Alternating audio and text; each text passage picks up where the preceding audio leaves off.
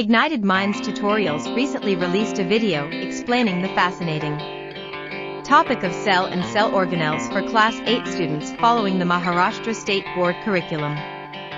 This informative video aims to broaden students' knowledge and understanding of the intricate workings of cells and the various organelles within them. The video begins by introducing the concept of cells as the building blocks of life and emphasizes their importance in all living organisms. It covers the basic structure of cells and their main components, such as the cell membrane, cytoplasm, and nucleus. Moving on, the video delves into the specific organelles found within cells, including mitochondria, endoplasmic reticulum, Golgi apparatus, lysosomes, and chloroplasts. Each organelle is explained in detail, highlighting its structure, function, and significance in the overall functioning of the cell. Throughout the video, clear and concise explanations are provided, ensuring that students can grasp the concepts easily. Visual aids, diagrams, and animations are used effectively to enhance understanding and engagement. By watching this video, Class 8 students will gain a deeper insight into the fascinating world of cells and their organelles.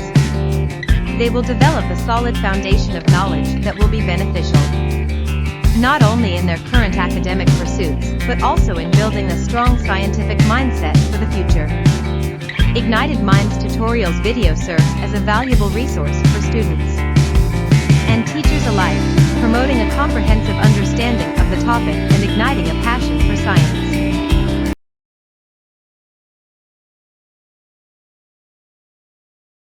Okay, people, we will start with this chapter, cell and cell organelles. ठीक है, तो basically cell होता क्या है बच्चा बाड़ी? Cell हमारा smallest body का स्ट्रक्चरल एंड फंक्शनल यूनिट है. अभी इसको अगर मैं लिखूं यहाँ पे, तो cell is what? Cell is the structural and functional unit of our body. Functional unit of our body. अभी स्ट्रक्चरल और फंक्शनल मतलब क्या होता है? समझ लो कोई बिल्डिंग है, देखो, ठीक है, समझ लो भाई साहब कोई बिल्डिंग है. उस बिल्डिंग को भाई साहब कैसे बनाया रहेगा? ईंटों से बनाया रहेगा ना भाई साहब. उस बिल्डिंग को ईंटों से बनाया रहेगा, तो एक ईंट जो होता है वो आपका स्ट्रक्चरल और फंक्शनल यूनिट है. क्यों? क्योंकि बिल्डिंग अगर ईंटों से बना है तो बिल्डिंग का शेप ऐसा ऐसा नहीं हो सकता है ना. बिल्डिंग का शेप ईंट की तरह ही होगा. अगर ईंट का शेप ऐसा है तो वैसा ही वैसा बिल्डिंग का शेप भी होगा. ठीक है, ये हो गया स्ट्रक्चरल. ठीक है, और फंक्शनल मतलब क्या हो जाएगा? जैसे एक ईंट बहुत सख्त होता है तो बिल्डिंग भी बहुत सख्त होती है. ठीक है, उसका फंक्शनल यूनिट है. ठीक है, ईंटों से बिल्डिंग बना हुआ है. Are we clear on this one people?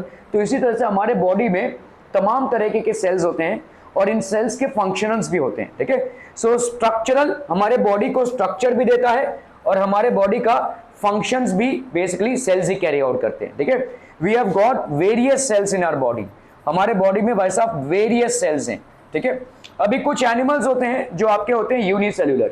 So there are some animals which are unicellular. Animals and plants. ठीक है, एनिमल्स प्लस प्लांट्स, ऐसे कुछ होते हैं जो भाई साहब आपके होते हैं यूनिसेल्युलर. ठीक है, सो यूनिसेल्युलर होते हैं और कुछ होते हैं भाई साहब मल्टीसेल्युलर. तो what do we mean by unicellular? Unicellular मतलब made up of only one cell. Unicellular means made up of only one cell, that is called unicellular. ठीक है, और कुछ एनिमल्स होते हैं जो multicellular, animals and plants. ठीक है, multicellular. So these are what? Made up of more than one cell. एक सेल से ज्यादा होता है इसमें. ठीक है, सो यूनिसेल्यूलर मतलब क्या हो गया? वो एनिमल्स या प्लांट्स, ठीक है, जो एक ही सेल से बने हुए होते हैं. ठीक है, और मल्टी सेल्यूलर मतलब वो एनिमल्स या प्लांट्स. क्या तू बकबक करे जा रहा है उसके साथ? मल्टी सेल्यूलर मतलब made up of more than one cell. So there are two types of animals and plants on the basis of their cells. ठीक है, एक हो गया आपका यूनिसेल्यूलर और एक हो गया आपका multicellular. Unicellular means made up of only one cell. Uni मतलब होता है वन. ठीक है, यूनिट बोलते हैं ना हम इसको. ठीक है, यूनिट मतलब होता है one. Made up of one cell only. और मल्टी सेल्यूलर जैसे आपका भाई साहब इसमें एग्जाम्पल्स क्या क्या है? अमोइबा है, ठीक है, amoeba is an example. Then we have paramecium, ठीक है, ये आपका हो गया भाई साहब पैरामोशियम, ये आपका एक एग्जाम्पल हो गया। अमोइबा और पैरामोशियम ऐसे क्रीचर्स हैं जो एक ही सेल से बने हुए हैं, ठीक है। Then we have multicellular animals, इसमें सारे आ जाते हैं भाई साहब, ऑल प्लांट्स, ठीक है, ऑल प्लांट्स, ज्यादा करके जितने भी आपके प्लांट्स, ट्रीज, ठीक है, एनिमल्स, इंक्लूडिंग ह्यूमंस, ये सारे आपके भाई साहब क्या हो जाएंगे, all these are basically what people, multi cellular. Are we clear on this one people, ठीक है, ओके। अभी हम आते हैं भाई साहब सेल के अंदर क्या क्या होता है, ठीक है। तो अभी देखो यहाँ पे एक कंपैरिजन किया गया है एनिमल सेल और प्लांट सेल में, ठीक है, क्या क्या डिफरेंसेस हैं एनिमल सेल और प्लांट सेल में, बड़े इसमें लेवल पे, ठीक है। तो सेल मेम्ब्रेन एनिमल सेल में भी प्रेजेंट होता है और प्लांट सेल में भी प्रेजेंट होता है। Cell membrane is present in animal cell and plant cell. क्या लिख रहा है तू? नहीं, तू वो नहीं लिख रहा है, तेरा ध्यान ही नहीं है इधर, तब से तू गुरु गुरु गुरु गुरु किया जा रहा है। कितने टाइप के एनिमल्स होते हैं सेल के हिसाब से? ये लिख रहा है ना तू? दोनों अलग बैठो, तू पीछे या तो आगे बैठ इधर।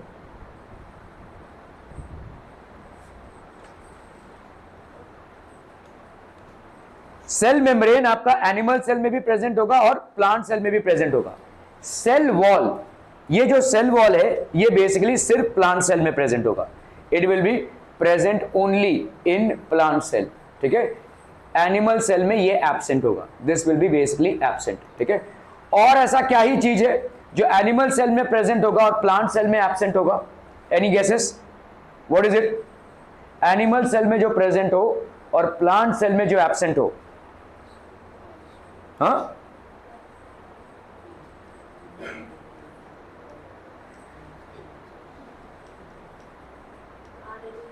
हाँ, आरएनए दोनों में भी होगा।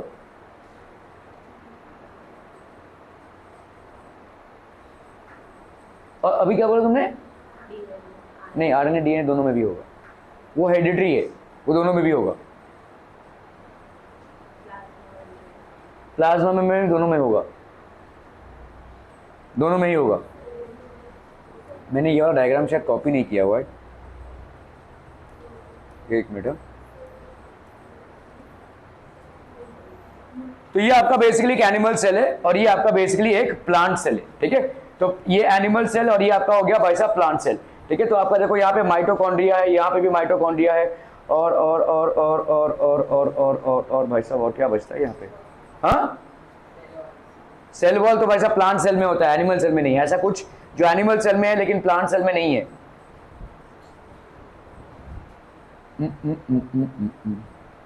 ठीक है, चलिए इसको आगे देखते हैं। ओके, प्लास्टिड्स जो होते हैं उससे क्लोरोफिल बनता है और उससे से भाई साहब आपका फूड बनता है, ठीक है। तो ये सिर्फ भाई साहब प्लांट सेल में ही प्रेजेंट होंगे, they are absent in animal cells, ठीक है। वैक्यूल्स जो हैं, ठीक है, वैक्यूल्स एनिमल सेल में मतलब एब्सेंट होते हैं ज्यादा करके, अगर प्रेजेंट भी रहेंगे तो वेरी स्मॉल, ठीक है, वेरी स्मॉल, ज्यादा करके एब्सेंट होंगे, ज्यादा करके एब्सेंट होंगे, ठीक है। अगर रहे भी तो वेरी स्मॉल। प्लांट सेल में भाई साहब ये प्रेजेंट होते हैं एंड बिग साइज्ड होते हैं ये, ठीक है, वेरी बिग इन साइज, ठीक है, ओके। बाकी सारी जो चीजें, माइटोकॉन्ड्रिया अगर आप देख लोगे भाई साहब, माइटोकॉन्ड्रिया दोनों में भी प्रेजेंट है, गोल्गी बॉडीज दोनों में भी प्रेजेंट है, ठीक है, ओके। गोल्गी कॉम्प्लेक्स इसमें भी प्रेजेंट है और इसमें भी भाई साहब प्रेजेंट है। माइटोकॉन्ड्रिया भी भाई साहब इसमें प्रेजेंट है और इसमें भी प्रेजेंट है, ठीक है, ओके। पहले हम आते हैं सेल वॉल पे। और जैसे मैंने आपको बताया, सेल वॉल एक ऐसी चीज है जो सिर्फ और सिर्फ प्लांट सेल्स में ही होती है, एनिमल सेल्स में नहीं होती है, ठीक है। It is found around cells of algae, fungi and plants, ठीक है। एल्गे और फंगाई को अलग से क्यों नाम दिया गया है? क्योंकि कुछ साइंटिस्ट ऐसे होते हैं जो बिलीव करते हैं कि फंगाई जो है वो अलग स्पीशी है, वो ना ही एनिमल है और ना ही प्लांट है, ठीक है। तो fungi, algae and plants. Animal cells lack cell wall, animal cells में सेल वॉल नहीं होता है। Cell wall is an elastic and strong coat around cell membrane, तो एक इलास्टिक और स्ट्रॉन्ग कोट होता है किसके अराउंड? सेल मेम्ब्रेन के around. It is mainly composed of carbohydrates like cellulose and pectin, ठीक है। तो आपका सेल वॉल भाई साहब किससे बना होता है? सेल वॉल बना होता है सेल्यूलोज प्लस पेक्टिन, ठीक है। आपने देखा रहेगा जब गाय भैंस चबाते रहते हैं तो उनके मुंह से एक व्हाइट कलर का कंटेंट निकलता है और वो पूरा दिन चबाते ही रहते हैं, खाते कम है चबाते ज्यादा है। ऐसा क्यों होता होगा? क्योंकि ये जो सेल्यूलोज है इसको डाइजेस्ट करना बहुत मुश्किल है, तो ये जाता है अंदर पेट में और फिर वापस आता है, मतलब दे आर कॉल्ड रूमिनेंट्स, ठीक है। ये उनके पेट में जाता है, थोड़ा बहुत पचाया जाता है, फिर वापस आता है, फिर उसको चबाते रहते हैं, मतलब अपनी उल्टी को वो चबा रहे हैं, ऐसा है, ठीक है, क्योंकि वो डाइजेस्ट नहीं होगा। हम जो खाते हैं वो रॉ फूड नहीं है, हम जो खाते हैं वो बेसिकली कुक्ड फूड है, और कुक्ड फूड में ये सेल्यूलोज बाहर निकल जाता है वैसा, ठीक है। कुक्ड फूड में we can take care of this cellulose, ठीक है। Afterward polymers like lignin, suberin, cutin are added in cell wall as per need, ठीक है। तो lignin, suberin, cutin are added as per need. Functions of cell wall are to support and protect the cell by preventing entry of excess water in the cell. तो entry of excess water ये prevent होता है, ठीक है। Function of the cell wall, तो cell wall के भाई साहब फंक्शंस क्या हो जाएंगे? Cell wall functions, cell wall के फंक्शन क्या है भाई साहब आपको? To support and protect the cell by preventing water entry, by preventing water entry, by preventing water entry into the cell. Clear है? Are we clear on this one people? Okay okay okay.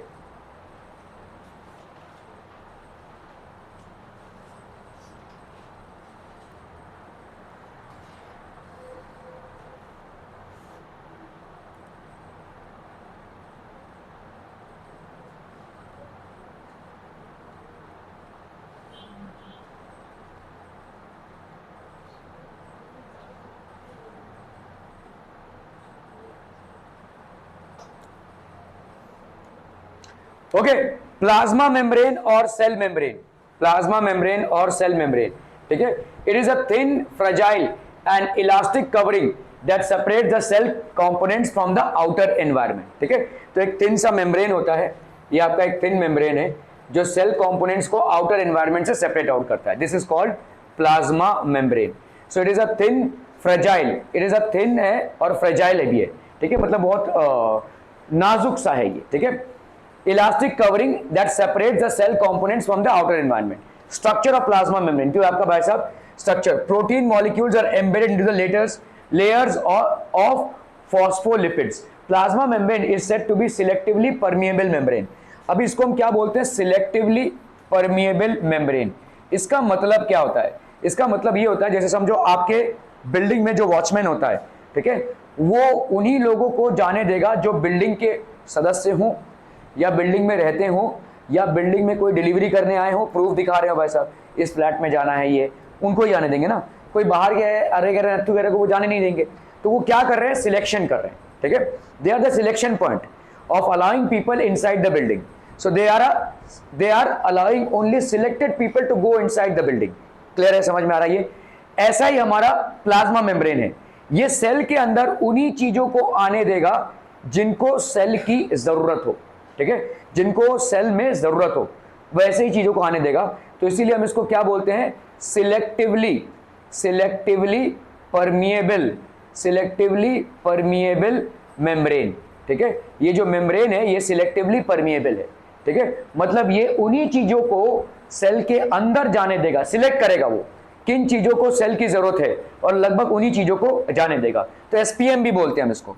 Selectively permeable membrane का function समझ में आ रहा है? It will allow only दो substances, ठीक है, it allow some substances to enter the cell while prevents the other substance. दूसरे सब्सटेंसेस को अंदर जाने नहीं देगा, जो सेल के लिए जरूरतमंद ना हो या जो सेल के लिए हार्मफुल हो, उन चीजों को ये जनरली जाने नहीं देगा, ठीक है। Okay, due to this property useful molecules of water, salt and oxygen enter the cell and carbon dioxide exits the cell. तो ये दोनों चीजों को कंट्रोल करता है। सेल के अंदर रोज तो फेंकता है, रोज सेल के अंदर भी चीजों को जाने देता है और सेल के बाहर भी, ठीक है। It allows things to go inside and allows things to go outside.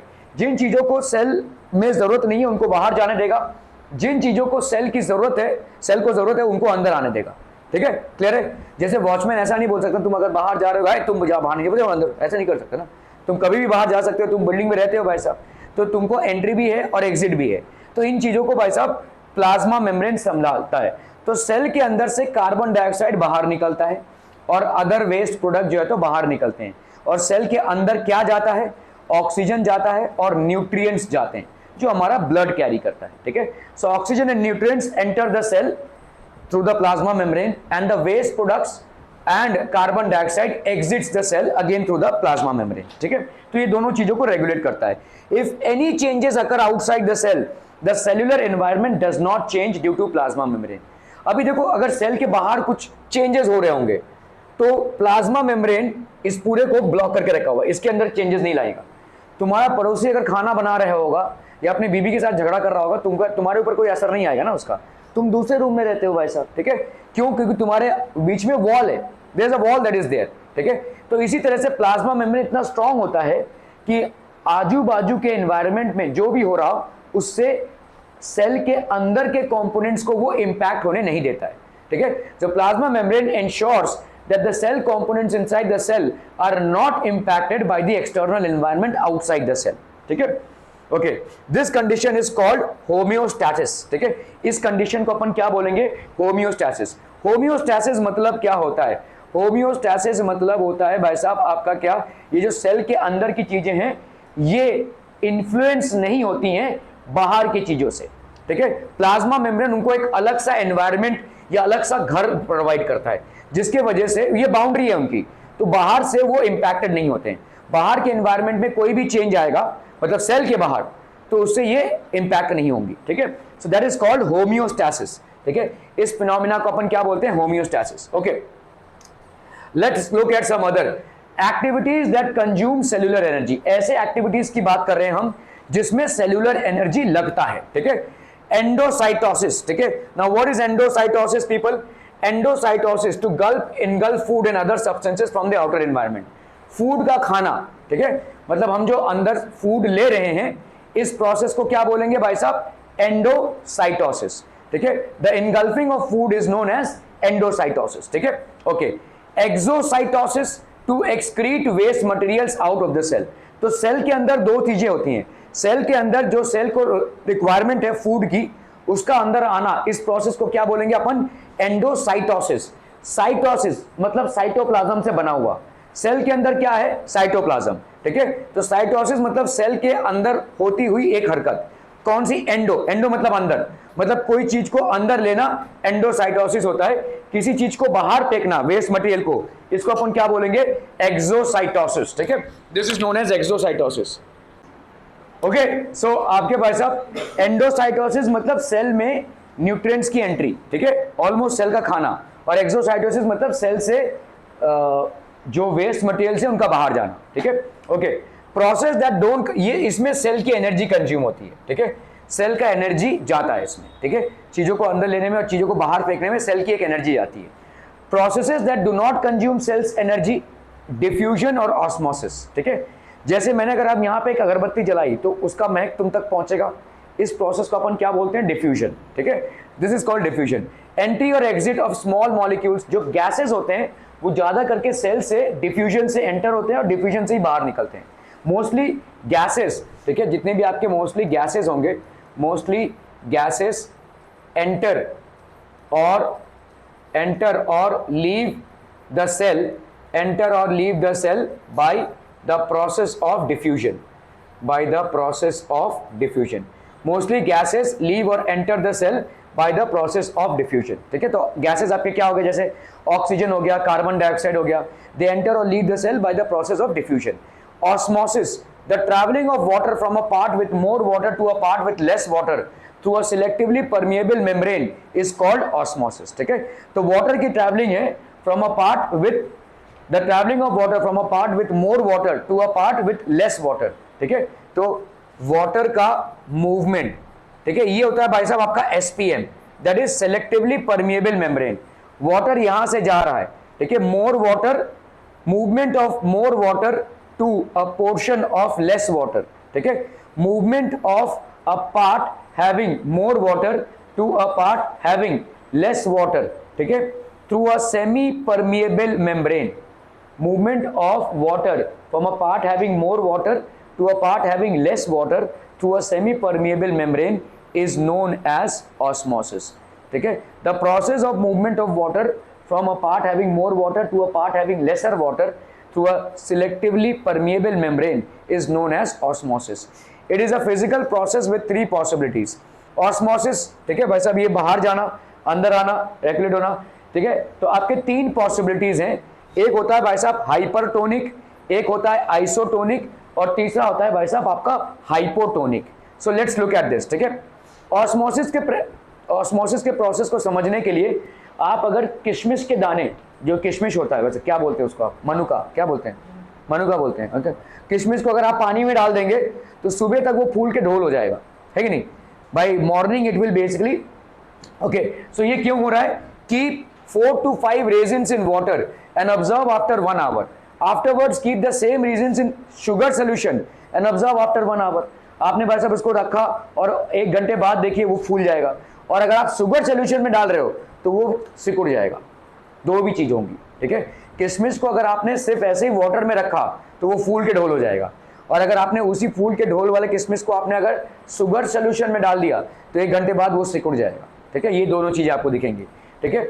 Note down the observations. Wooden doors, आपने देखा रहेगा जब आपके बरसात होती है तो आपके जो दरवाजे होते हैं वो थोड़ा जाम हो जाते हैं, है ना, तो खुलने में भी और लॉक करने में भी थोड़ा प्रॉब्लम होता है, ठीक है। क्यों ऐसा होता होगा, देखो ये जो किशमिश का दाना है, ठीक है, ये किशमिश है बेसिकली, इसमें से वाटर अंदर जा रहा है, ये आपका क्या है, सेमी परमिएबल मेम्ब्रेन है, बहुत धीरे धीरे वाटर अंदर जाएगा और ये भाई साहब फूल के ढोल हो जाएगा ऐसा, ठीक है। इस प्रोसेस को अपन क्या बोलेंगे, osmosis. The entry from a portion containing more water to a portion containing less water through a semi permeable membrane is known as osmosis. ऐसा ही कुछ होता है भाई साहब आपके दरवाजों में, लकड़ी के दरवाजे हैं भाई साहब, आजू बाजू में वाटर ज्यादा हो जाता है एटमॉस्फेयर में during rainy season the air contains more amount of water vapour. This water vapour will pass through the semi permeable membrane and enter into the wood, और जैसे ये वुड में एंटर करेगा ये वुड जो है सो फ्लोट हो जाएगा, मतलब ब्लोट हो जाएगा ये, ठीक है, और ये जाम कर देगा भाई साहब, it will get jam, would का जाम हो जाएगा भाई साहब। क्या ये समझ में आ रहा है ये, ठीक है। And this is the reason why it will be difficult for you to either open और close a door. Clear, okay okay okay. तो अभी देखो 3 टाइप के सॉल्यूशंस हैं। एक हो गया भाई साहब आपका isotonic solution, medium outside and inside the cell has same proportion of water doesn't go in और आउट। तो अगर आपने किसी चीज को, समझ लो ये एक कोई सेल है, इस सेल को आपने रखा है भाई साहब आइसोटोनिक सॉल्यूशन में, मतलब यहां जितना कॉन्सेंट्रेशन ऑफ वाटर है और यहां भी उतना ही कॉन्सेंट्रेशन ऑफ वाटर है, ठीक है। तो यहां पे ना ही ये फूलेगा और ना ही ये भाई साहब सिकुड़ेगा, ठीक है। सो मीडियम आउटसाइड मतलब बाहर का मीडियम, ये वाला मीडियम, और inside the cell has same proportion of water. तो ऑस्मोसिस क्या बोलता है, जब भी प्रोपोर्शन ऑफ वाटर डिफरेंट होता है तो सेमी परमिएबल मेम्ब्रेन से water from a region of higher concentration will flow to a region of lesser concentration, ठीक है। लेकिन ये होगा ही नहीं क्योंकि दोनों में भाई साहब वाटर का जो है सेम प्रोपोर्शन है, तो उसको अपन क्या बोलेंगे, this is known as isotonic solution. Medium outside and inside the cell has same proportion of water. Hypotonic solution, the cell has less water than outside medium.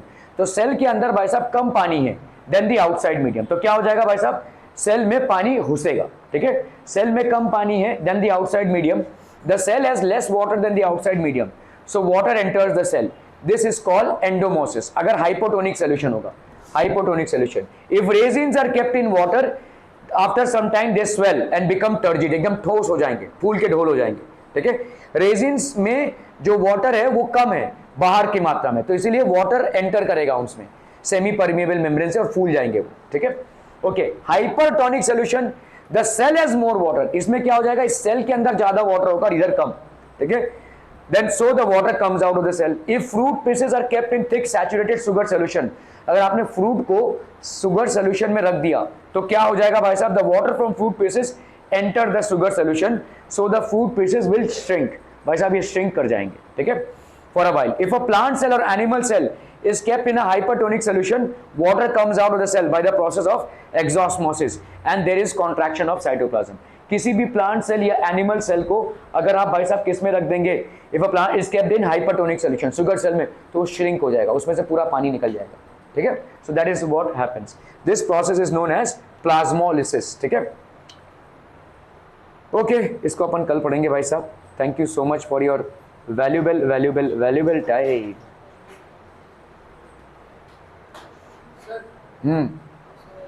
क्या बोल रहा? हाँ,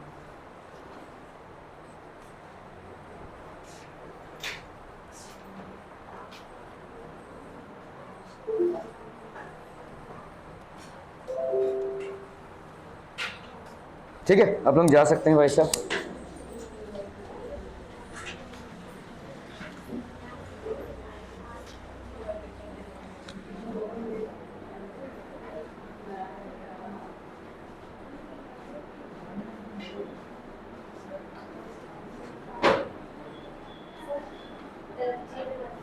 टर्जिन मतलब ठोस हो जाना, एकदम मतलब फट जाएगा, ऐसा ऐसा हो जाता है।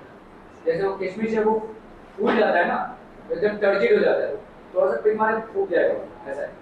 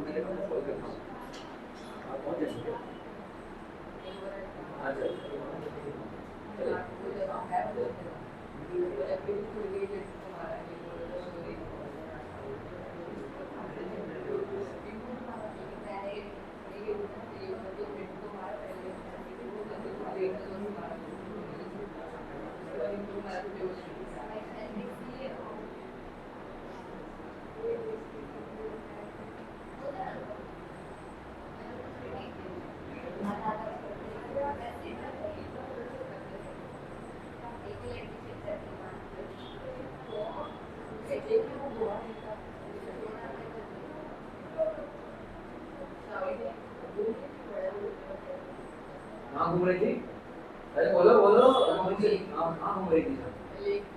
अच्छा, और आज नहीं आई ना, उस दिन भी नहीं आई थी ना।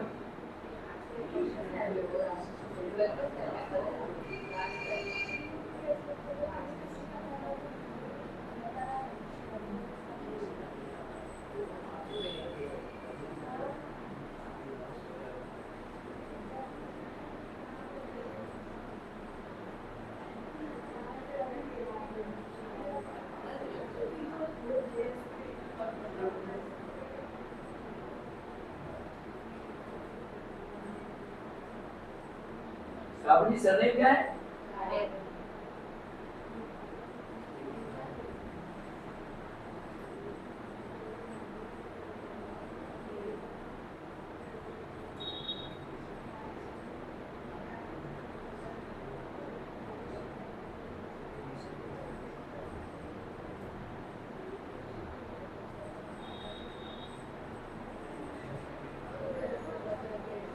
कहाँ देखा था, कब देखा था, कितने टाइम देखा था? सुबह का वो स्नैप, उसने स्नैपचैट में स्नैप डाला सुबह।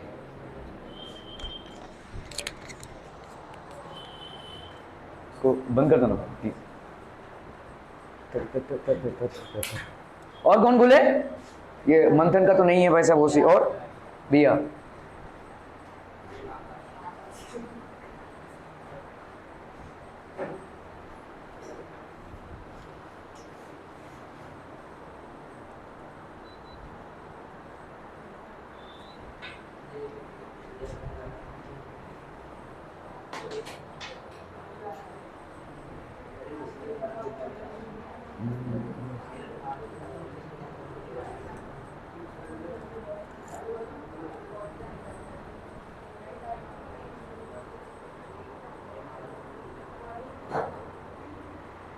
ये आ गई रे। तो हेलो, कितना टाइम है? हाँ, लेख विहार कर रही हो तुम, लगता है ऐसा लोग बोल रहे हैं, मुझे क्या मालूम।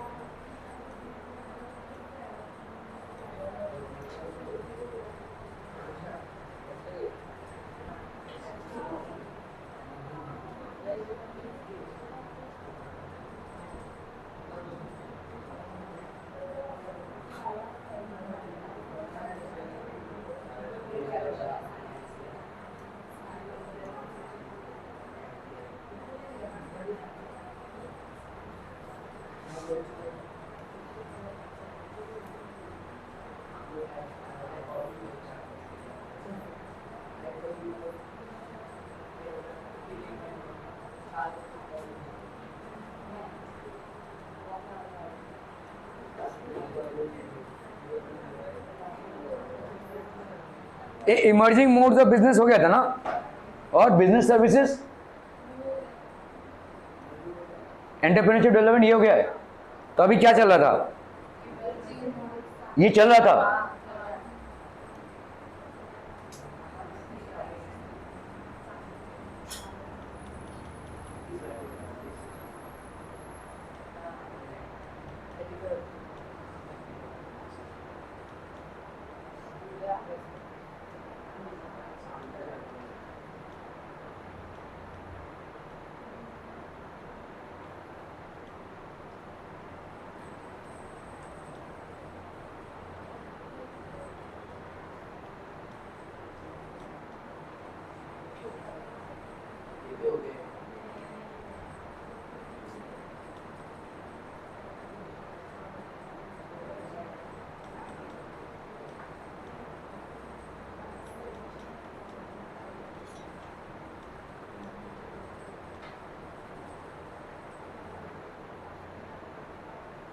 आउटसोर्सिंग हो गया था ना,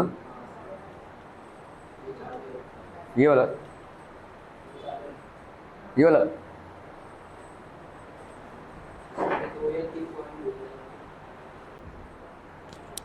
okay people, we were doing cell and its organelles.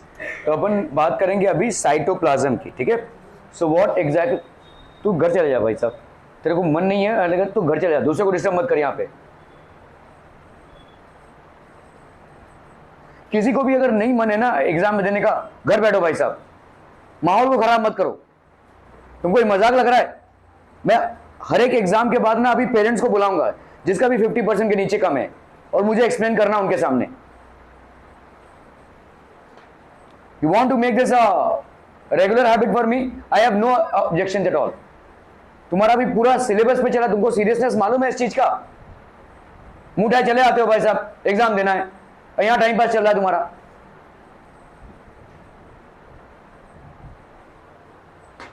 मैं सीरियसली बोल रहा हूं आपको, ये पहला एक स्लॉट खत्म हो जाएगा ना, उसके बाद मैं पेरेंट्स को कॉल करूंगा। I want to meet them in person here, जिसका भी 50% के नीचे कम आया होगा।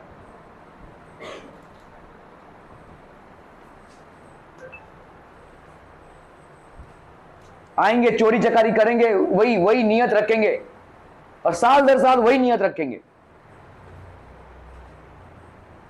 What is basically cytoplasm? तो ये एक सेल है भाई साहब। इस सेल के अंदर जो ये फ्लूइड पार्ट होता है, जिसमें सारा, जैसे न्यूक्लियस रहता है भाई साहब, माइटोकॉन्ड्रिया होता है, वैक्यूल्स होते हैं, गोल्गी बॉडीज होता है, तो ये सेल के अंदर सारी चीजें होती हैं। इस सेल का जो घर होता है that is made up of cytoplasm, ठीक है। तो cytoplasm is the fluid between plasma membrane and nucleus. तो ये फ्लूइड है between plasma membrane and nucleus. Cytoplasm is the fluid, ठीक है। तो न्यूक्लियस और सेल मेम्ब्रेन के बीच में जो पोर्शन है उसको अपन क्या बोलते हैं? साइटोप्लाज्म। ऑमलेट देखा रहेगा आपने, राइट? फुटकर बनाते हैं भाई साहब, तो ये ऑमलेट जब फैल जाता है तो जो व्हाइटिश पोर्शन है और बीच में उसका येलोइश पोर्शन है, तो व्हाइटिश पोर्शन को आप बोल सकते हैं साइटोप्लाज्म है। एक सेल के अंदर वैसा ही होता है, जो वो पोर्शन होता है दैट इज कॉल्ड साइटोप्लाज्म, और जो बीच का पोर्शन है उसको अपन न्यूक्लियस बोलते हैं। तो इस न्यूक्लियस और सेल मेम्ब्रेन के बीच में जो पोर्शन होता है that is known as cytoplasm. Are we clear? ठीक है। मेनी सेल ऑर्गेनल्स, ये बेसिकली घर है, ठीक है। इसमें many cell organelles are suspended in the cytoplasm. जितने भी सेल ऑर्गेनल्स हैं वो आपके साइटोप्लाज्म में होते हैं, ठीक है। All these cell organelles. Cytoplasm is the medium for cellular chemical reactions. तो साइटोप्लाज्म में क्या होता है भाई साहब? सेल्यूलर केमिकल रिएक्शंस होते हैं। Cellular chemical reaction, cytoplasm is the medium of cellular chemical reactions. The part of cytoplasm other than organelles is called the cytosol, ठीक है। तो साइटोप्लाज्म मतलब यहाँ पे ऑर्गेनल्स हैं, है ना। इन ऑर्गेनल्स को छोड़ के जो पार्ट ऑफ साइटोप्लाज्म है इसको अपन क्या बोलेंगे? साइटोसोल, ठीक है। Cytosol stores vital substances. क्या क्या होते हैं भाई साहब? Amino acids. इन अमीनो एसिड से बनता है आपका प्रोटीन्स, ठीक है, ग्लूकोज, वाइटामिन एक्सेट्रा, ठीक है। तेरा काम खींच के ना तेरे को ही दूंगा मैं उधर।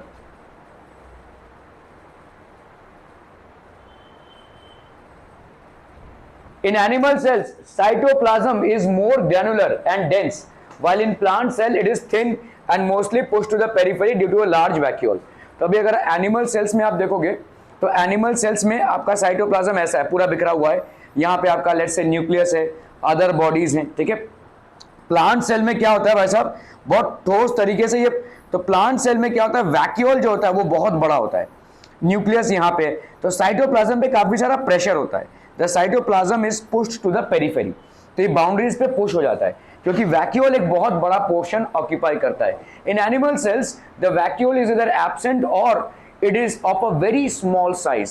The vacuole is either absent or of a very small size, whereas in plant cells the vacuole is of a very large size, and due to its large size it creates a huge pressure on the cytoplasm, और cytoplasm periphery की तरफ push हो जाता है, ठीक है। It gets pushed towards the periphery.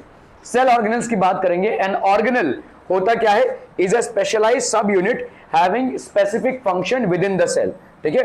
They are organs of the cell. Each organelle has its own lipoprotein membrane. इसका भाई साहब एक लिपोप्रोटीन मेम्ब्रेन होता है सारे ऑर्गेनेल्स के, ठीक है। सारे ऑर्गेनेल्स के भाई साहब एक मेम्ब्रेन होता है जिसको अपन क्या बोलते हैं? Lipoprotein membrane.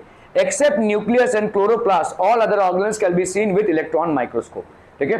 So except for nucleus and chloroplast all other organelles can be seen only with electron microscope, मतलब बाकी सारे जितने भी सेल ऑर्गेनल्स हैं they are of a very small size, बहुत स्मॉल साइज हैं, और इसके वजह से उनको इलेक्ट्रॉन माइक्रोस्कोप से देखना पड़ता है। बाकी सिंपल माइक्रोस्कोप से आप न्यूक्लियस को देख सकते हैं, ठीक है। तो इसका मतलब क्या हो गया भाई साहब, न्यूक्लियस जो सारे सेल्स में होता है, और क्लोरोप्लास्ट, ठीक है, क्लोरोप्लास्ट जो सिर्फ प्लांट सेल्स में होता है, ठीक है, इसको अपन एक सिंपल माइक्रोस्कोप से भी देख सकते हैं, एक सिंपल माइक्रोस्कोप से भी देख सकते हैं। बाकी सारे ऑर्गेनल्स को देखने के लिए आपको इलेक्ट्रॉन माइक्रोस्कोप की आवश्यकता होगी, ठीक है। To look at other organelles you will need the help of an electron microscope. Are we clear to this one people? हम समझ में आ रहा है ये, ठीक है। Okay okay okay okay, so this is what is nucleus. Nucleus को अपन क्या बोल सकते हैं, ब्रेन ऑफ द सेल, ठीक है। सारे एक्टिविटीज जो सेल के अंदर होते हैं, समझ लो ये सेल है, सेल के बीचों बीच होगा भाई साहब आपका न्यूक्लियस, ठीक है। सारा जो सेल का एक्टिविटीज होता है वो न्यूक्लियस कंट्रोल करता है। So when observed under electron microscope we can see nucleus covered by double layered membrane with small pores. तो न्यूक्लियस भाई साहब क्या है, एक डबल लेयर मेम्ब्रेन है और इसमें बहुत स्मॉल पोर्स हैं, ठीक है। Nucleus is covered with a double layer membrane with small pores. We can see nucleus covered by double layer membrane with small pores. These pores allow the passage of material in and out of the nucleus. So ऐसे pores होते हैं और इन pores की वजह से material in and out of the nucleus जा रहा है, मटेरियल न्यूक्लियस के अंदर भी आ रहा है, न्यूक्लियस के बाहर भी जा रहा है, ठीक है। Nucleus has one round nucleus and a network of chromatin fibres. तो न्यूक्लियस के अंदर क्या होता है भाई साहब, क्रोमैटिन फाइबर्स होते हैं, क्रोमैटिन फाइबर्स, ठीक है, और एक न्यूक्लियस, मतलब ये न्यूक्लियस है, देखो इसके अंदर एक न्यूक्लियस होगा, ये साइटोप्लाज्म है, साइटोप्लाज्म के अंदर न्यूक्लियस, न्यूक्लियस के अंदर न्यूक्लियस, ठीक है। तो ये हो गया आपका nucleus and a network of chromatin fibres. तो ऐसे क्रोमैटिन फाइबर्स होते हैं ऐसे, ठीक है। These are basically chromatin fibres. Chromatin fibers are thin thread-like structures which condense to form a short, thick chromosomes at the time of cell division. Functional segments of the chromosomes, और इसी से बनता है भाई साहब जीन, ठीक है। तो क्रोमैटिन फाइबर्स से भाई साहब आपका बनता है क्रोमोसोम्स, और क्रोमोसोम्स से बनते हैं आपके जीन्स, ठीक है। Chromatin fibres basically form chromosomes and these chromosomes give rise to genes. Are we clear on this one people? ठीक है। Functions of the nucleus: it controls all metabolic activities of the cell and also the cell division. ये सारे metabolic activities को control करता है including cell division. Are we clear on this one people? ठीक है, सारे metabolic activities, मतलब ये cell का brain है. It basically controls everything that happens inside the cell. It is involved in the transition of hereditary characters from parents to offspring. तो hereditary characters जो transfer होते हैं from parents to offspring, that also happens with the help of nucleus. ठीक है, तो nucleus भाई साहब आपका हेरिडिटरी कैरेक्टर्स को भी ट्रांसफर करता है, ठीक है। हेरिडिटरी कैरेक्टर्स मतलब जो ट्रांसफरेबल कैरेक्टर्स होते हैं, आप अपने मम्मी पापा से मिलते जुलते हैं, ठीक है, in terms of your blood group, in terms of your I colour, in terms of your skin colour, in terms of your bone density, ये सारी चीजें आपके मम्मी पापा से मिलती जुलती हैं क्योंकि जीन्स ट्रांसफर हुए हैं। और ये जीन्स किससे बनते हैं? इन्हीं चीजों से बनते हैं, ठीक है। क्रोमैटिन फाइबर से क्रोमोसोम्स बनता है और क्रोमोसोम से भाई साहब ये बनता है। Are we clear on this one people? Okay okay okay. Due to loss of nucleus, large quantity of hemoglobin can be accommodated in the RBC and thereby large amount of oxygen can be transported. ठीक है, तो अभी भाई साहब देखो RBC क्या होता है ह्यूमन बॉडीज में, ठीक है, ह्यूमंस में ब्लड होता है और ब्लड मेन ट्रांसपोर्ट मीडियम है, ठीक है। Blood is the main transport medium, blood is the main transport medium. और इस ब्लड के अंदर भाई साहब क्या क्या होता है आपका? What are the things that are there? What are the things that are there? तो आपका भाई साहब ऑक्सीजन ट्रांसपोर्ट करता है, it transports nutrients as well. तो ब्लड क्या ट्रांसपोर्ट करता है भाई साहब? आपका ऑक्सीजन ट्रांसपोर्ट करता है, न्यूट्रिएंट्स ट्रांसपोर्ट करता है। These are the things which are transported by the blood, ठीक है। ह्यूमंस के अंदर होता है ब्लड, ब्लड भाई साहब मेन ट्रांसपोर्ट मीडियम है, इसके अंदर ऑक्सीजन भी होता है, न्यूट्रिएंट्स भी होता है। These are the things which basically blood transports. So due to loss, अभी समझ लो आपके पास कोई गाड़ी है, ठीक है, लेट्स से एक 4 व्हीलर है और इस 4 व्हीलर पे आप मतलब अपने घर के लोगों को लेकर जाते हैं। अभी लेट्स से इस 4 व्हीलर को आपको यूज करना है इन ऑर्डर टू ट्रांसपोर्ट, ठीक है, मतलब कोई गुड्स लेकर जाना है। तो आप क्या करेंगे भाई साहब? इन सीट्स को निकाल देंगे, ये जो पीछे वाली सीट्स हैं इनको निकाल देंगे ताकि ज्यादा से ज्यादा गुड्स को ले जा सके, है ना। अभी अगर आपको इसको पैसेंजर व्हीकल से ट्रांसपोर्ट व्हीकल में ट्रांसपोर्ट मतलब कन्वर्ट करना है, let's say you have a 4 wheeler, and you have approximately a seat at the back side. Now you want to use this four-wheeler not for your personal use but for some kind of transport activity. So what you will do is you will remove these seats and make adjustments so that maximum amount of goods can be stored here, so they can be accordingly transported. ठीक है, तो आपने क्या किया भाई साहब, space create कर दिया. जिस स्पेस पे भाई साहब लोग बैठते थे उसको हटाकर आपने स्पेस क्रिएट किया है. लगभग ऐसा ही कुछ होता है हमारे ब्लड में. एक सेल होता है जिसको अपन बोलते हैं RBC, that is red blood cell. ये रेड ब्लड सेल में भाई साहब ऑक्सीजन कैरी होता है. अभी आप समझिए करोड़ों की तादाद में आपके बॉडी में सेल्स हैं और हर एक सेल को ऑक्सीजन चाहिए, हर एक सेल को ऑक्सीजन चाहिए. ये सेल्स तक ऑक्सीजन पहुंचाएगा कौन, ये जो ब्लड है इसको, ये बेसिकली पहुंचाएगा. ठीक है, तो ब्लड में कौन रहेगा जो ऑक्सीजन को ट्रांसपोर्ट करता है, आरबीसी. तो आरबीसी बोलेगा भाई साहब ज्यादा से ज्यादा ऑक्सीजन कैरी करने के लिए अपन इस न्यूक्लियस को ही हटा देते हैं. ठीक है, न्यूक्लियस नहीं होता है. जैसे आपने ज्यादा से ज्यादा गुड्स को कैरी करने के लिए सीट के अरेंजमेंट को हटा दिया है, वैसे ही आरबीसी ज्यादा से ज्यादा ऑक्सीजन कैरी करने के लिए न्यूक्लियस को ही हटा देता है. सो आरबीसी एक लौता हमारे बॉडी में सेल है जिसको हम बोलते हैं भाई साहब that doesn't contain a nucleus, doesn't contain nucleus. इसमें भाई साहब न्यूक्लियस नहीं होता है. न्यूक्लियस क्यों नहीं होता है, in order to make adjustment for the oxygen. ठीक है, ऑक्सीजन को ज्यादा से ज्यादा स्पेस मिले इसमें, इसके वजह से इसमें न्यूक्लियस नहीं होता. Due to loss of nucleus large quantity of hemoglobin can be accommodated in the RBC and thereby large amount of oxygen can be transported. और इसके वजह से large amount of oxygen can be transported. ठीक है, सो अगर भाई साहब RBC ने अपना जो न्यूक्लियस का एरिया है उसको भाई साहब ऑक्सीजन स्टोर करने में दे दिया तो ज्यादा से ज्यादा ऑक्सीजन आपका ट्रांसपोर्ट हो सकता है. ठीक है, due to the loss of nucleus of sieve tubes of the plant phloem they become hollow and thereby transportation of.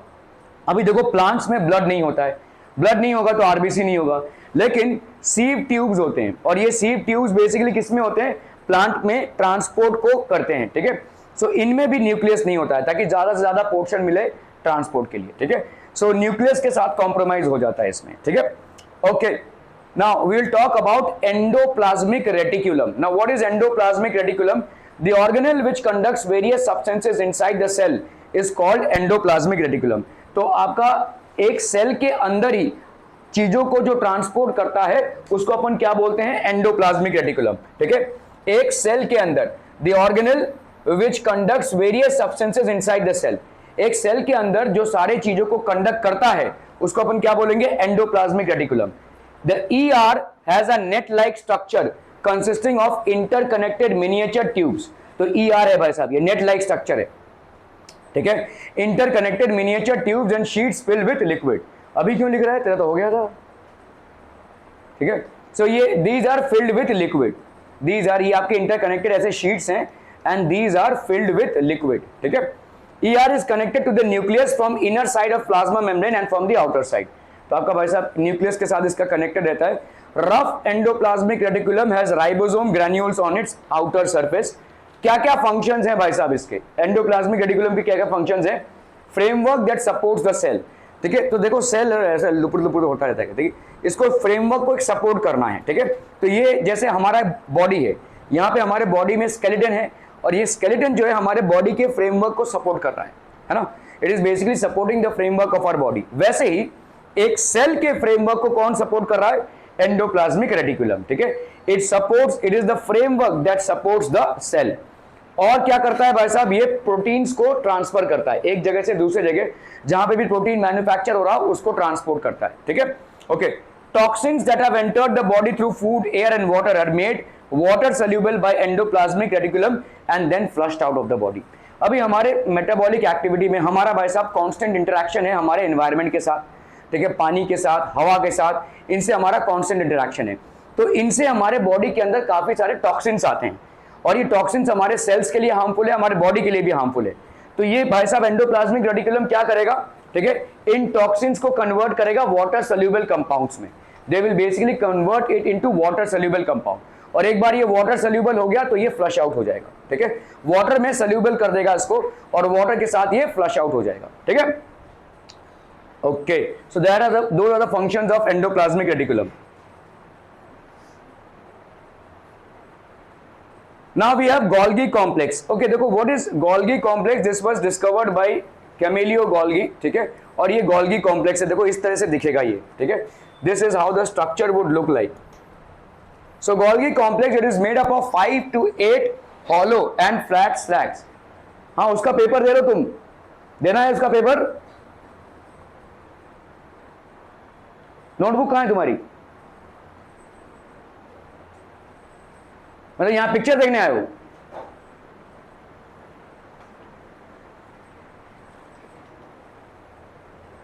It is made up of 5 to 8 hollow and flat sacs. तुम लोगों को मैं बार बार बोल रहा हूं, लेकिन तुम्हारे कान में भाई साहब जू नहीं रेंग रहा है। ये महाराष्ट्र गवर्नमेंट का पॉलिसी है भाई साहब, 8 में आपको आराम से फेल करेंगे, आराम से 8 में उनको फेल करने की पूरी छूट है। इसके पहले अगर किसी स्टूडेंट को अगर फेल करना रहेगा ना किसी भी दूसरे स्टैंडर्ड में, बहुत सारे प्रोसीजर्स हैं जो कंप्लीट करने पड़ेंगे, बहुत सारे प्रोसीजर्स हैं। मतलब आपको दिखाना पड़ेगा कि स्टूडेंट के साथ आपने कौन से स्पेशल क्लासेस लिए हुए हैं उसके इंप्रूवमेंट के लिए, उसके इंप्रूवमेंट के लिए कौन से स्पेशल टेस्ट लिए हुए हैं। अगर ये सब करने के बावजूद भी स्टूडेंट नहीं कोप अप कर पा रहा है, तब जाकर आप उसको फेल कर सकते हैं। लेकिन अभी जो नया पॉलिसी आया है उसके हिसाब से 8 में आराम से आप फेल कर सकते हैं, और स्कूल में खुशी खुशी लोग इसको करेंगे, खुशी खुशी करेंगे इसको, क्योंकि उनको नहीं चाहिए 10th में ऐसा क्राउड जो उनके लिए बैड रिजल्ट करे। और ये चीज आपको समझ में नहीं आ रही है। हमारे टाइम पे भाई साहब हम जब नए क्लास में जाते थे ना, उस क्लास में भाई साहब 60 बच्चे होते थे, जिसमें 20 रिपीटर्स होते थे मिनिमम, यही नियम था। और उसमें से 10 निकल जाएंगे, क्योंकि दूसरे साल स्कूल में अलाउ नहीं करेंगे, दूसरे साल भी अगर फेल हो गया, ऐसा ही चलता था। अभी तो फेल होने की पॉलिसी खत्म हो गई है, क्योंकि गवर्नमेंट देख रही है भाई साहब अगर हम ऐसे ही लोगों को चेकआउट करते जाएंगे तो लिटरेसी रेट और ज़्यादा ड्रॉप हो जाएगा। किसी तरह से धक्का मार के इनको पास तो कराते रहे, लेकिन ये धक्का मारने वाला पास का सिस्टम जो है वो 8th क्लास में नहीं चलेगा, और स्कूल जिसका भरपूर फ़ायदा उठाएंगे। अभी अगर किसी को फेल करना रहा तो उतना स्ट्रिक्ट प्रोसीजर नहीं है, at least in the 8th standard. आप लोगों के सर पे तलवार लटक रही है भाई साहब, ये नया पॉलिसी चेंज है जो आपको समझ में नहीं आ रहा है। मैंने ग्रुप में भी आपको डाला हुआ है इस चीज़ को आगाह करने के लिए। एक कोई किसी का कान खींच रहा है भाई साहब, कोई कभी आता है कभी नहीं आता है, वो भाई साहब बैठे हुए हैं आराम से, अच्छा इधर देख रहे हो क्या हो रहा है, ओके ओके। अगर एक इंसान पढ़ा रहा है और उसमें तुम्हारा ये अटेंशन लेवल है, तो जब खुद पढ़ते रहोगे तो तुम्हारा क्या ही अटेंशन लेवल रहेगा। तब तो सिंचैन भी नाचेगा और डोरेमैन भी नाचेगा भाई साहब, है ना, तब क्या ही पढ़ लोगे।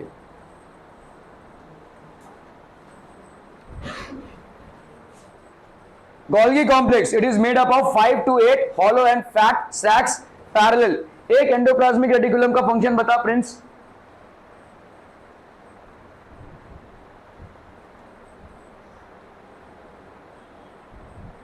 तू बता न्यूक्लियस का एक फंक्शन। हाँ, न्यूक्लियस का एक फंक्शन बता। यही हाल आज भी रहेगा, यही हाल कल भी रहेगा, और यही हाल जिस दिन आप टेस्ट देंगे तब भी रहेगा।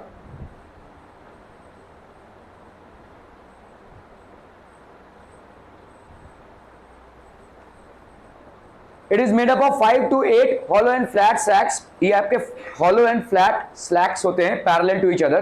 These sacs are called as cisternae and are filled with different enzymes। इनमें भाई साहब अलग अलग एंजाइम्स। देखो अगर कोई चीज प्रोड्यूस होती है तो बहुत जरूरी है कि उसको इफेक्टिवली पैकेज करके डिस्ट्रीब्यूट किया जाए। ऐसे ही ताबड़तोड़ आप उसको डिस्ट्रीब्यूट नहीं कर सकते। गोल्गी एपेटाइटिस यही करता है, पैकेजिंग, ठीक है, सेल के अंदर पैकेजिंग करता है भाई साहब। The proteins coming from endoplasmic reticulum are enclosed in vesicles which come towards Golgi complex via cytoplasm। They fuse with the formation phase of the Golgi membranes and empty their contents in the cisternae। As they pass through the cisternae, they are chemically modified with the help of enzymes। तो जैसे ये cisternae से पास होते हैं, they are chemically modified with the help of enzymes। They are again packed in vesicles, ठीक है। These vesicles exist from the maturation phase। The cisternae work like a packaging department. तो Golgi bodies को अगर आपके पास भाई साहब question आए कि साइटोप्लाज्म में या सेल ऑर्गेनेल्स में किसी ऐसे सेल ऑर्गेनेल का नाम बताइए जो एक पैकेजिंग यूनिट की तरह काम करता है, तो it will B Golgi bodies, ठीक है। Golgi bodies. Thus, cisternae work like a packaging department that packs and distributes substances. Functions. Golgi complex is the secretory organ of the cell. ठीक है भाई साहब, secretory organ है. It modifies, sorts and packs materials synthesized in the cell. तो जो भी cell के अंदर मैन्युफैक्चर हो रहा है उसकी पैकिंग करता है, उसको मॉडिफाई करता है. ठीक है. Enzymes, mucus, proteins, pigments, etc. and dispatches them to various targets like plasma membrane, lysosome, etc. It produces vacuoles and secretory vesicles. It helps in the formation of cell wall, plasma membrane and lysosomes. ये सारी चीजों में भाई साहब Golgi bodies favour करते हैं. सबका हो गया भाई साहब उधर? Everyone done?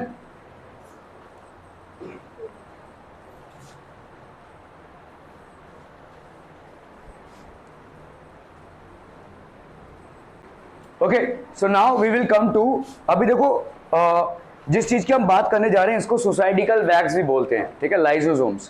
तो सेल्स में आपके due to various metabolic activities in the cell बहुत सारा ऑर्गेनिक वेस्ट जनरेट होता है, और इस ऑर्गेनिक वेस्ट के चलते एक और सेल का कंपोनेंट होता है जिसको हम बोलते हैं लाइसोसोम. ये सारे वेस्ट को डाइजेस्ट कर लेता है. Lysosome basically digest the waste. Lysosomes are simple single membrane bound sacs, ठीक है, with filled with digestive enzymes. इसमें भाई साहब डाइजेस्टिव एंजाइम्स होते हैं, सारे वेस्ट को ये डाइजेस्ट कर लेते हैं. Immune system, it destroys viruses. सारा वेस्ट मतलब including bacteria and viruses.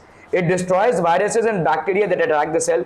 Demolition squads बोला जाता है इनको, या अपन इसको क्या बोलते हैं भाई साहब? This is also known as suicidal bags.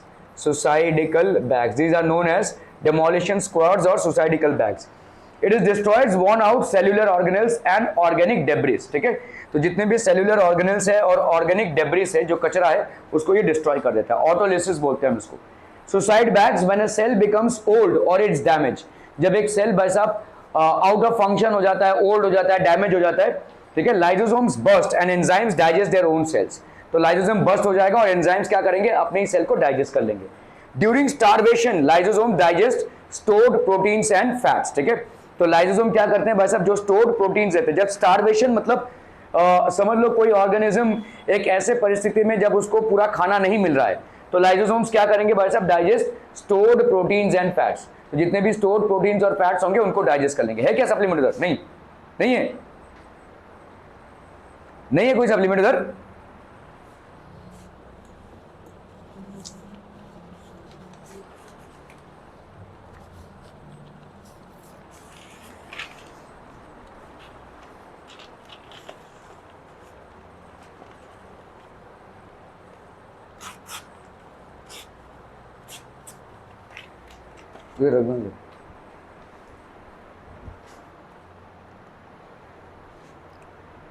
Okay, अभी हम बात करेंगे किसकी? माइटोकॉन्ड्रिया की. ठीक है, this is known as mitochondria. ठीक है, माइटोकॉन्ड्रिया की भी देखिए, ईच सेल रिक्वायर्स एनर्जी. तो इनको हम बोलते हैं power houses of the cell. They are also known as power houses of the cell, क्योंकि इसमें प्रोड्यूस होती है क्या? एनर्जी. ठीक है, माइटोकॉन्ड्रिया प्रोड्यूस करते हैं energy. Under the electron microscope of mitochondria is seen with a double membrane structure. तो इसका वैसा डबल मेम्ब्रेन होता है, ये एक मेम्ब्रेन और उसके ऊपर से एक मेम्ब्रेन. ठीक है, the outer membrane is porous and the inner membrane is deeply folded. These folds are called cristae. तो इस तरह के folds होते हैं. देखो, इन folds को हम जैसे कपड़े आप प्रेस करके जैसे फोल्ड करके रखते हो, वैसे यहाँ पे इस तरह के folds होते हैं, और इन folds को हम क्या ही बोलेंगे? cristae. ठीक है, the inner activity is filled with proteinaceous gel-like matrix containing ribosomes, phosphate granules and DNA. Therefore, it can produce its own proteins. तो खुद के proteins बना सकता है. With the help of enzymes, mitochondria oxidize carbohydrates and fats within the cell. The energy released in this process is stored in the mitochondria in the form of ATP. इस ATP को अपन क्या बोलेंगे? Adenosine triphosphate. तो mitochondria कैसे energy manufacture करता है? In the form of ATP. हमारे बॉडी में ATP के हिसाब से this is basically the energy currency. ठीक है, तो adenosine triphosphate, adenosine triphosphate, that's how mitochondria basically controls. ठीक है, adenosine triphosphate have less mitochondria than animals. Plant cells में mitochondria are less than animal cells. Function क्या है भाई साहब? To produce energy rich compound that is ATP, synthesis of proteins, carbohydrates, lipids etc. by using the energy in ATP. तो ये सब चीजों की सिंथेसिस होती है। माइटोकॉन्ड्रिया आर एब्सेंट, कहां कहां पे एब्सेंट होते हैं भाई साहब? आरबीसीज में एब्सेंट होते हैं। Due to this oxygen which is carried by them is not use for themselves, ठीक है। ये कहां पे एब्सेंट होते हैं? आरबीसीज में एब्सेंट होते हैं। अगेन आरबीसी बेसिकली एक ऐसा कंपोनेंट है जो न्यूक्लियस और माइटोकॉन्ड्रिया दोनों भी नहीं होते हैं। तो ब्लड में हमारा जो आरबीसी होता है उसमें ऑक्सीजन के लिए मैक्सिमम स्पेस क्रिएट करने के लिए ना ही न्यूक्लियस होगा और ना ही भाई साहब आपका क्या होगा, neither it will have nucleus neither it will have mitochondria, ठीक है। ओके ओके ओके, अभी आते हैं भाई साहब वैक्यूल्स। तो वैक्यूल्स बेसिकली क्या है? ये वेस्ट को कैरी करते हैं। Are storage sacs for solid और liquid contents, they do not have any typical shape. The structure of vacuole changes according to the need of the cell. Vacuole is bound by single membrane. क्या क्या function है? ये osmotic pressure को बना के रखता है, तो मतलब सेल के अंदर एक ठोसता जो है उसको बना के रखता है, ठीक है। ज्यादा करके वैक्यूल्स प्लांट सेल्स में बहुत बड़े साइज के होते हैं और जिसकी वजह से प्लांट में ठोसता बनी रहती है, ठीक है, प्लांट सेल्स में।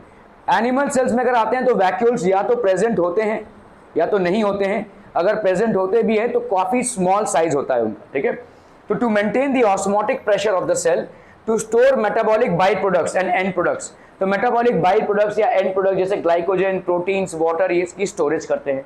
इन animal cells they store waste products. Animal cells में ये सिर्फ और सिर्फ वेस्ट प्रोडक्ट्स को स्टोर करते हैं, waste products and food, while in amoeba it stores food before digestion. In plant cells, vacuoles are full of cell sap and provide rigidity to them. कल मुझसे किसी ने पूछा था टर्जिडिटी मतलब क्या होता है? टर्जिडिटी मतलब ठोसपन, ठीक है, ठोस कर देना एकदम से, ठीक है, एक सॉलिड की तरह कर देना, ठीक है। So that is what vacuoles do. Plastids क्या होते हैं? प्लास्टिड्स सिर्फ प्लांट सेल में होते हैं, एनिमल सेल में नहीं होते हैं। इन प्लास्टिड्स से प्रोड्यूस होता है क्लोरोप्लास्ट और क्लोरोप्लास्ट में होता है क्लोरोफिल, जिससे प्लांट्स अपने फूड्स बना पाए।